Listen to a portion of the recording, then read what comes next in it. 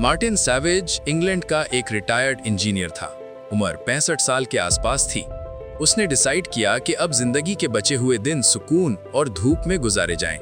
इसलिए उसने और उसकी बीवी ने थाईलैंड मूव करने का फैसला किया। उनका सपना था बीच के पास एक छोटी सी विला, शाम की चाय और बेफिक्र जिंदगी।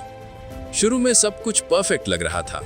मार्टिन ने अपनी सेविंग्स से एक लग्जरी हाउस खरीदा उबोन राचाथानी में और पत्ताया में छोटी अपार्टमेंट्स बनाई जिससे रेंट इनकम आए। उन्हें लगा कि रिटायरमेंट अब एक हॉलिडे बन गई है।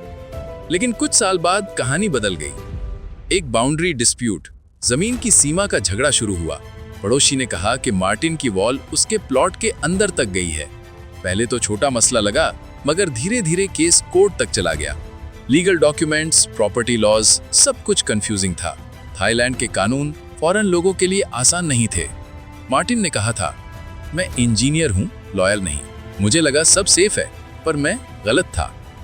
केस के दौरान उसके इन्वेस्टमेंट्स डूब गए और लीगल फीस ने उसका पेंशन खा लिया। उसकी बीवी भी इंग्लैंड वापस चली गई और मार्टिन अकेला रह गया। अब वो कहता था, मैंने अपनी पूरी लाइफ की मेहनत यहाँ लगा दी, पर अब मेरे पास कुछ भी नहीं।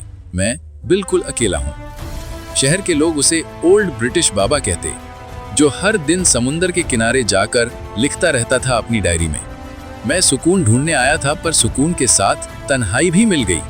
फिर भी मार्टिन हर सुबह उठता, अपनी डायरी में लिखता और लोगों से मुस्कुराकर मिलता। उसका कहना था, जिंदगी कभी वैसी नहीं होती जैसे हम प्लान करते हैं, लेकिन हर गिरने के बाद उठने का हौसला ही असली रिटायरमेंट है।